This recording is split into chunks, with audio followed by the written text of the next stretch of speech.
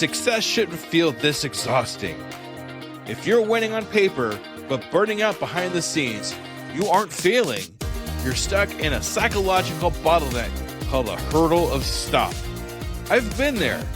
On the outside, things look great, but I was secretly burning out, convinced I was just lucky, and waiting to be exposed as a fraud.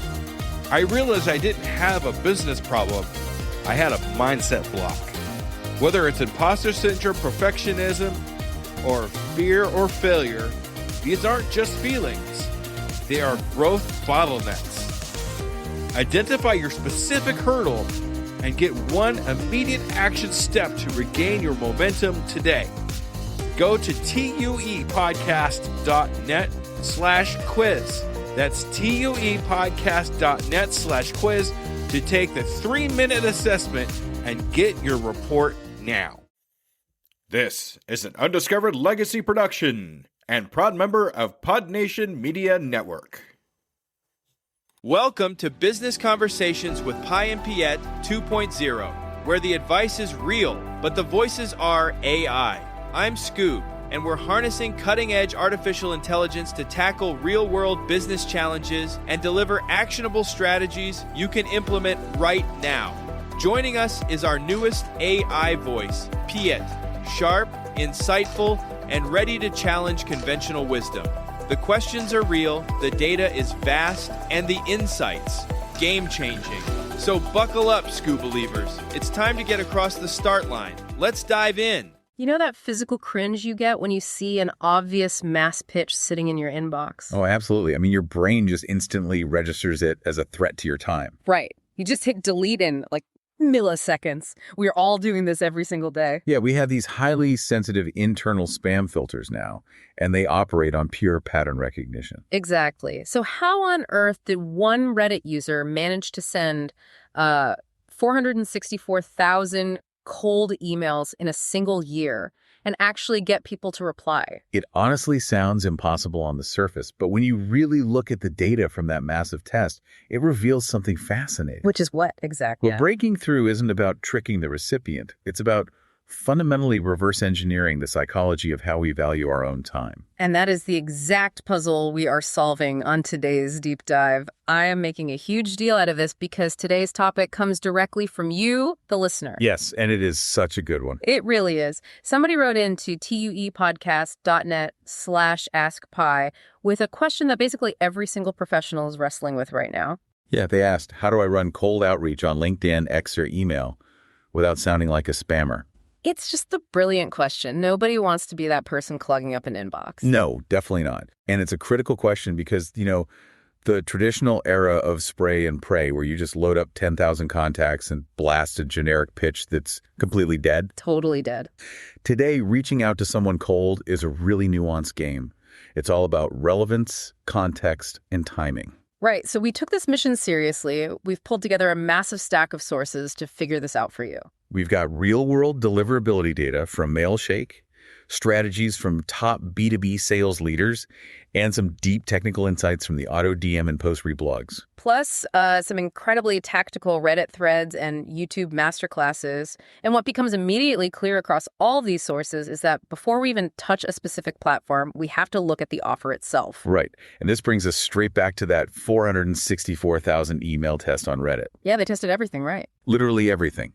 Subject lines, send times, levels of personalization. Yeah. But the biggest lever, the single thing that changed their reply rates more than anything else, was what they call the offer psychology. Okay, let's unpack this.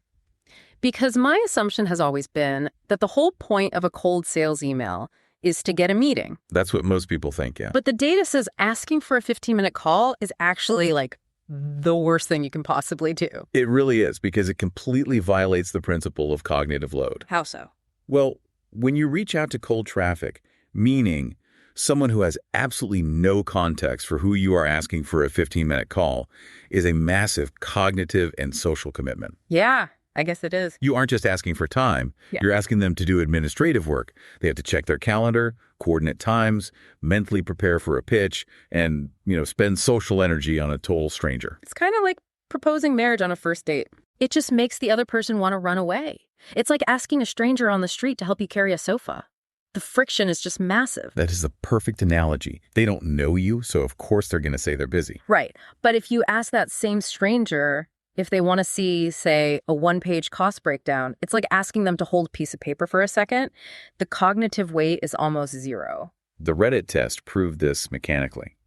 When they sent emails explaining a full value proposition and asking for a meeting, it converted at an abysmal 0.8%. Ouch. Yeah.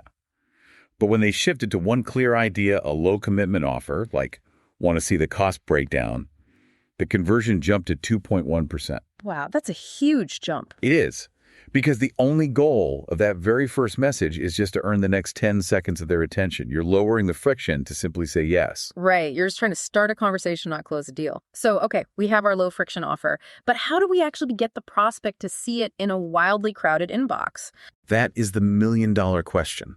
Because email filters are ruthless right now. Seriously. Deliverability is the invisible bottleneck. If you don't land in the primary inbox, your incredible offer literally doesn't matter. So what's the fix? Well, the YouTube masterclass from Woodpecker broke down the mechanics of sending 1,000 emails a day safely. The underlying mechanism here is that spam algorithms are looking for superhuman velocity. Meaning they're looking for things a normal person couldn't do. Exactly.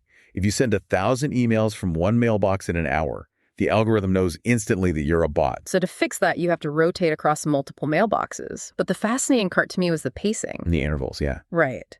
Woodpecker explicitly states you have to set your sending intervals, the time between each email going out, to anywhere from 280 to 420 seconds. Because the algorithm is analyzing your behavior against the baseline of a normal human employee. Which makes sense. I Right. mean, no human being types, formats, and sends a brand new email every 10 seconds. Right. By spacing it out to 5 or 7 minutes, you mimic the natural cadence of a person working at their desk, sipping coffee, reading a draft, and hitting send. It's all about looking human to the machine, but you also have to look human to the recipient, right? Absolutely. There's this brilliant example in the sources from Nicholas Cole. He achieved a 90% open rate with a subject line that broke every single traditional marketing rule. Oh, I love this one. The subject line was just, and this is all lowercase, can I give you a quick call? No punctuation at the end, just super casual. That works precisely because it breaks pattern recognition. How do you mean? Think about how an executive processes their inbox. Our brains have evolved to filter out non-essential visual stimuli to save energy. When they scan their emails, perfectly capitalized, highly polished subject lines trigger a threat marker for a marketing pitch. Oh, yeah. We just glaze right over them. Exactly. But a lowercase, slightly casual question. That visual footprint matches an internal message from a colleague or a quick text from a friend. Right? It bypasses the brain's internal spam filter because it doesn't look like a threat to their time. And the formatting of the email itself has to match that same visual footprint. The sources basically point to what we could call the ugly email rule. The ugly email rule, I like that. The uglier and plainer the email, the more human it looks. They recommend keeping it under 80 words, writing at a 7th grade reading level, and strictly avoiding heavy HTML or big images. We really need to explain the mechanism behind that because it is crucial. Spam filters analyze the text-to-code ratio of every email you receive. Okay, so what does that look like? Well, when an algorithm sees 80 words of text, but 500 lines of invisible HTML code required to load a fancy header image and a formatted button, it matches the exact digital footprint of a mass marketing blast from a server. Oh, wow. But a simple plain text email has virtually no background code. It matches the footprint of a standard Outlook message sent from one coworker to another. So by stripping away the design, you survive the algorithmic filter, and by keeping it casual, you survive the human filter. Precise. But what happens when they still don't reply?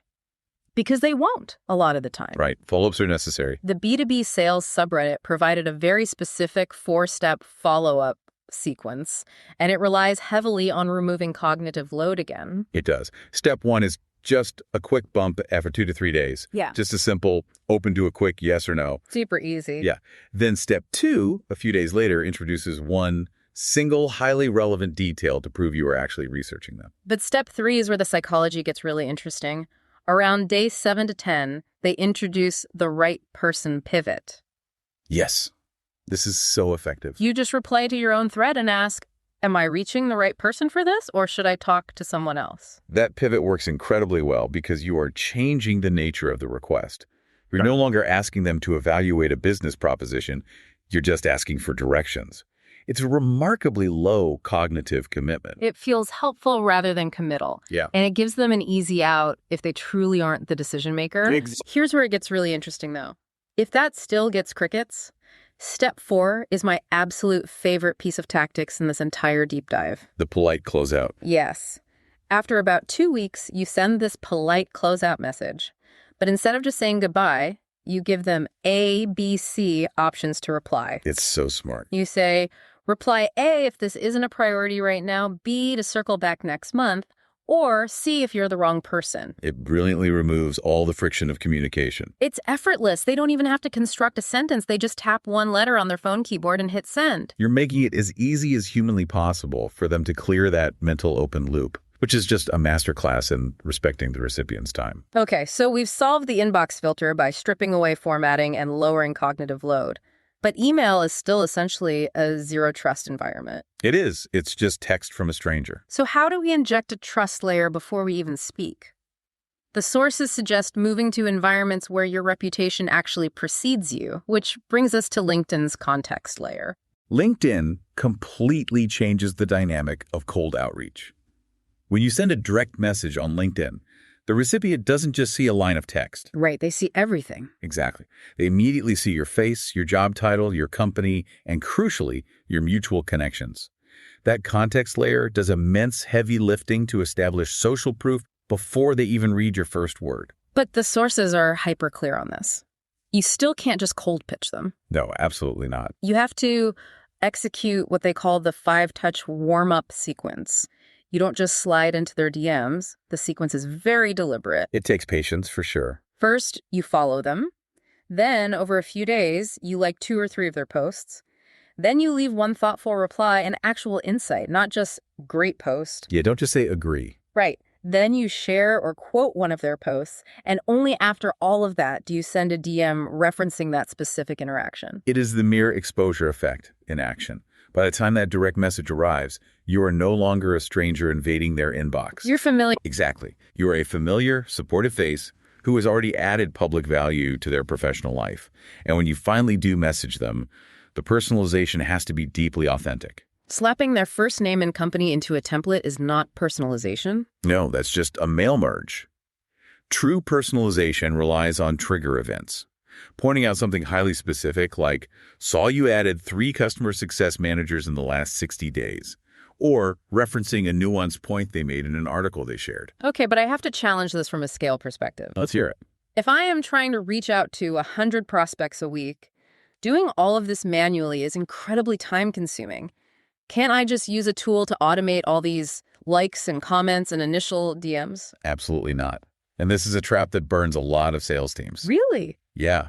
What's fascinating here is that platform algorithms, whether it's LinkedIn or X, act exactly like a biological immune system. Yeah. They are constantly scanning for irregular, unnatural behavior. How do they actually know, though? I mean, a click is a click, right? Not to the algorithm. The system tracks the timing between clicks, the speed of page loads, and whether actions are happening via the user interface or through hidden API calls. Oh, wow. So they can see everything. Everything. If you use a tool to automate engagement, the timing will be too perfect or too fast. The immune system will flag you as a synthetic virus, and it will shadow ban you, meaning your messages silently go to spam folders, or it'll suspend your account entirely. So no bots allowed on the front line. Right. You should absolutely use automation to scrape data, research accounts, and find those trigger events. But you must never use it to generate and send the actual interactions. The human element has to remain intact at the point of contact. The sources also mention a strict 3-touch limit on LinkedIn DMs, by the way. Yes. If they don't reply after 3 messages, you back off. You respect the boundary and shift channels, maybe to email. Precisely. You don't want to become a nuisance in a high-trust environment. Which provides a perfect conceptual bridge to our final platform.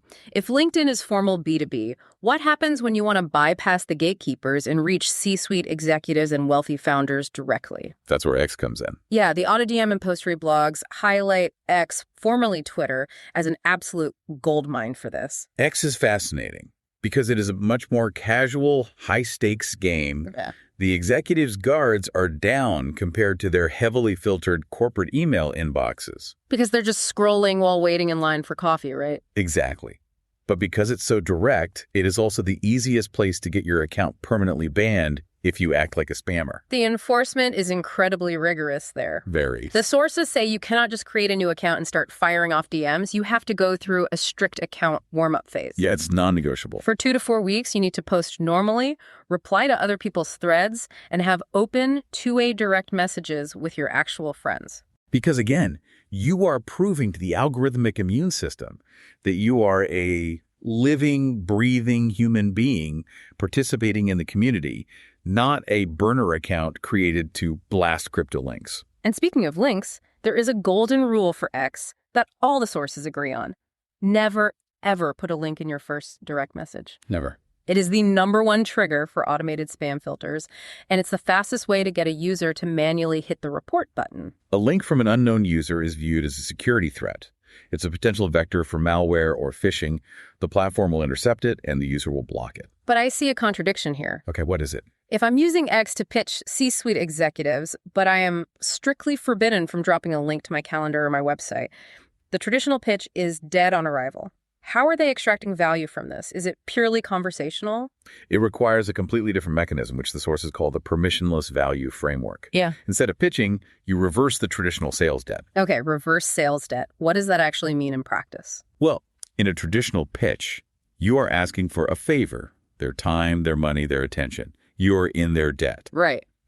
In the permissionless value framework, you interact with their public content for a week to build familiarity. Then, you send a highly customized asset directly in the DM. Like a free SEO audit of their website or a custom video mock-up of their product. Exactly. And you send it with absolutely zero strings attached. No calendar link, no request for a meeting. So what do you say? You just say, saw you posting about this specific bottleneck, so I built this audit for you. Hope it helps. You aren't asking for a favor. You are creating an obligation of reciprocity before they even know who you are. And the data on this is staggering. The sources show this yields a 40% response rate. Which is insane. 40%. In Yeah. cold outreach, getting a 2% response is usually considered a massive win. It works because it bypasses every filter we have discussed today. All platform algorithms and all human brains are essentially pattern-matching machines, constantly looking for bot-like or threat-like behavior. Right. When you demand a meeting or drop a link, you match the spam pattern. When you provide immediate, undeniable value with zero demands, you prove your humanity. So what does this all mean? It's kind of ironic, really. We've spent the last decade building massive software tools to strip the human element out of sales and automate everything. And now, the ultimate premium in outreach relies entirely on putting the human element back in. That is the core takeaway.